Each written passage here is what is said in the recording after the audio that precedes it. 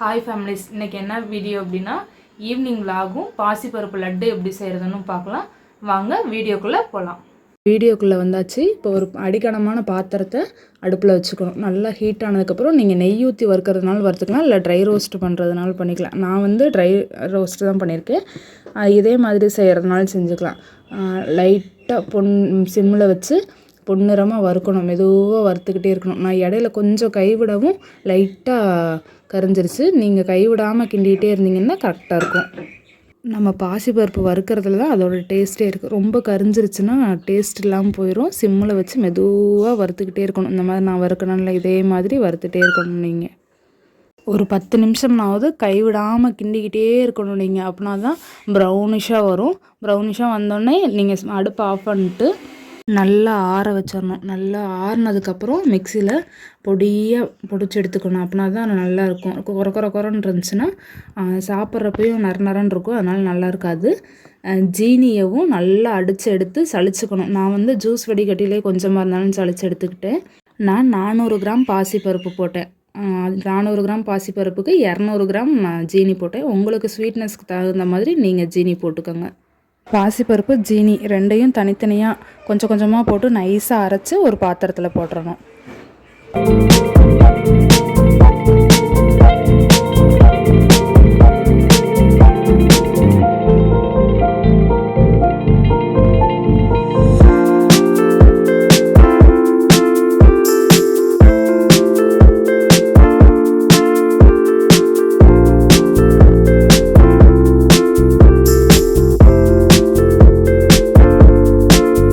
ஜீனி ஒரு டைம் அரைச்சிங்கன்னா நல்லா அரையாது. ஒரு டைம் அரைச்சி சளிச்சிட்டு மறுபடியும் அதவே போட்டு இன்னொரு டைம் அரைச்சிங்கன்னா நல்லா அரைஞ்சிரும். பாசிப்பருப்பு ஜீனி ரெண்டையும் ஒரே பாத்திரத்தில் போட்டு நல்லா மிக்ஸ் பண்ணி விடணும். அப்படின்னா தான் நெய் ஊற்றிட்டோம்னா அடுத்து நல்லா மிக்ஸ் பண்ண முடியாது. ஃபஸ்ட்டு ட்ரையாக இருக்கப்பே நல்லா கலந்து விட்டுக்கிட்டே இருக்கணும். ஒன்று கை வச்சு கலந்து விட்டுக்குங்க, இல்லைனா விஸ்க் வச்சு கலந்து விட்டிங்கனாலும் கரெக்டாக அதே மாதிரி வரும். எப்பயுமே வேலை முடிஞ்சோடனே மிக்சியை உடனே தொடச்சி எடுத்து வச்சிடணும். எங்களுக்கு அந்த இடத்துல ஃபிட் பண்ணுற மாதிரி பாக்ஸில், அதனால் அப்போதைக்கு எடுத்து ப்ளக் பண்ணிவிட்டு அடுத்து மறுபடியும் ஊற்றி வச்சுருவேன். இந்த வீடியோவை நல்லா கவனிச்சிங்கன்னா தெரியும், நான் மிக்சியை துடைக்கிறப்ப என்ன ஆச்சுன்னு. மேலே சுவிட்சை ஆஃப் பண்ணாமே துடைக்கவும் லைட்டாக அது ஆன் ஆயிடுச்சு. இடையிலே வேறு பசிக்குதுன்னு சொல்லவும் எல்லாத்துக்கும் தோசை ஊற்றியாச்சு. அம்மாவுக்கும் அப்பாவுக்கும் ஊத்தாப்பம் மாதிரி ஊற்றினா தான் சாப்பிடுவாங்க. எனக்கும் தம்பிக்கும் ரோஸ்ட்டாக ஊற்றிட்டு அவங்க 2 பேர்த்துக்கும் ஊத்தாப்போம். வெண்டைக்காய் குழம்பும் தக்காளி சட்னி வச்சு சாப்பிட்டாச்சு. மிச்சம் இருந்தது ஃபுல்லாக சாப்பாடு கொஞ்சம் மீதி இருந்துச்சு. நீங்கள் சாப்பாடு மிச்சம் இருந்துச்சுன்னா என்ன செய்வீங்கன்னு கமெண்ட் பண்ணுங்கள். நான் தண்ணி ஊற்றி வச்சுட்டு வெண்டைக்காய் குழம்பு இருந்துச்சு, சூடு பண்ணி வச்சுட்டு அடுத்து வேலையை ஆரம்பிச்சாச்சு.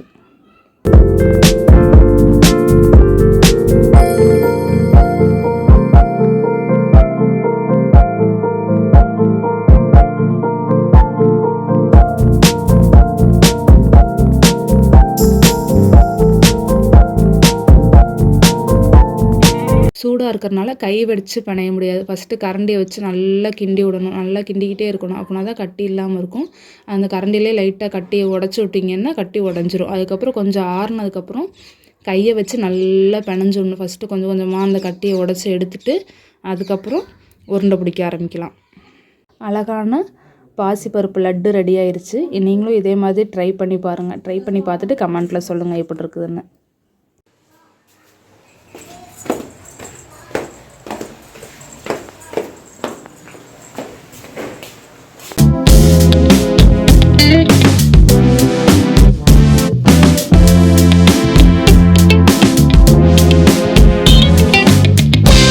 தம்பிக்கு ஃபீவர் ஓவராக இருந்துகிட்டே இருந்துச்சு. அதனால் ஹாஸ்பிட்டல் போயிட்டு மருந்தெல்லாம் கொடுத்தாங்க, வாங்கிட்டு வந்திருக்கு. அப்படியே போய் பார்லர் போய் ஐப்ரோ ப்ளக் பண்ணிட்டு வந்துச்சு.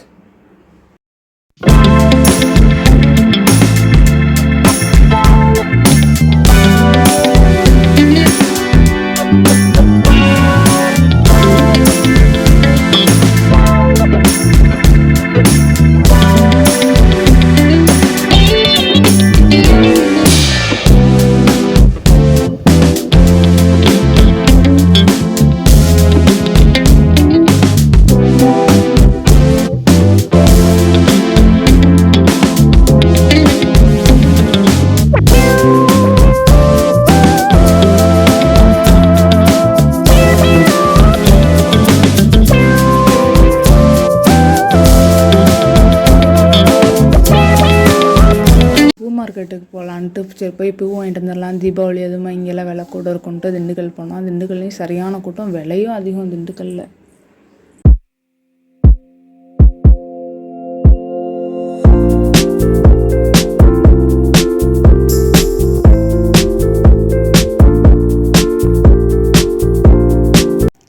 திண்டுக்கல் போயிட்டு வந்ததுக்கப்புறம் அம்மா இருந்துட்டு அத்தைகிட்ட ப்ளவுஸ் கொடுத்து விட்ருக்கேன், பட்டன் வைக்கிறதுக்கு வாங்கிட்டு போய் வச்சுட்டு வந்துருந்தாங்க.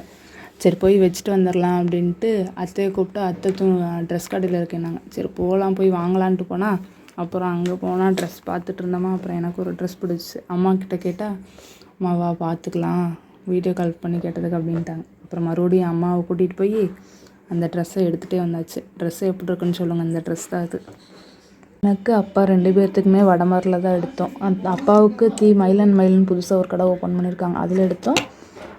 எனக்கு ஈஷா பொட்டிக்கில் எடுத்தோம். நேற்றெல்லாம் நினச்சிட்டே இருந்தேன் காலையில் எழுந்திரிச்சோடனே மீன் மார்க்கெட் போயிட்டு வரலாம் திண்டுக்கலுக்குன்னு.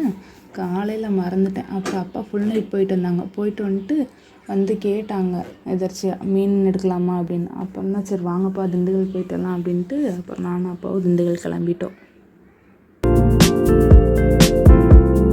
அம்மா காலையில் எழுந்திரிச்சோன்னே 6 மணிக்கெல்லாம் வீடு தொடச்சிட்டு இருந்தாங்க. சரி நீங்கள் வீடு தொடங்க, நாங்கள் போய் மீன் எடுத்துகிட்டு வரோன்ட்டு கிளம்பியாச்சு. மார்க்கெட்டில் மீன் எடுத்தனால அவங்க க்ளீன் பண்ணி தர மாட்டாங்க. நம்ம க்ளீன் பண்ணோம்னா தனியாக தான் பே பண்ணி க்ளீன் பண்ணுற மாதிரி இருக்கும். அதனால் அம்மா நல்லா க்ளீன் பண்ணுவாங்க. அதனால் வீட்டுக்கு கொண்டு வந்தாச்சு.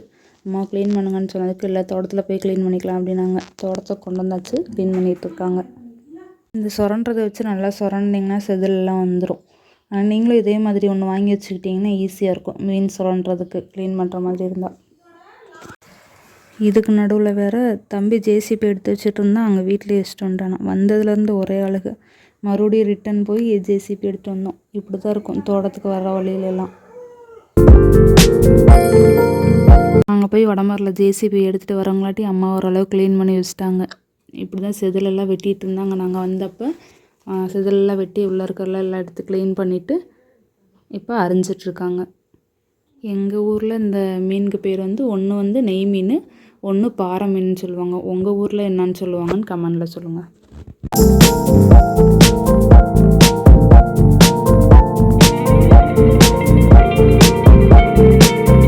இந்த பாக்ஸில் நெய் மீனை போட்டு வச்சாச்சு. இந்த தூக்கில் பாறை மீனை போட்டு வச்சிடலாம். அவ்வளோதான். இதை எடுத்து ஃப்ரிட்ஜுக்குள்ளே வச்சுட்டு அடுத்த விலாகில் பார்க்கலாம் மீன் குழம்பு எப்படி வைக்கிறதுன்னு. நம்ம சேனல் பிடிச்சிருந்துச்சின்னா லைக் பண்ணுங்கள், ஷேர் பண்ணுங்கள், கமெண்ட் பண்ணுங்கள். மறக்காமல் சப்ஸ்கிரைப் பண்ணி வச்சுக்கோங்க. அந்த பெல் ஐக்கானை கிளிக் பண்ணி ஆளில் போட்டுக்கோங்க. பாய்.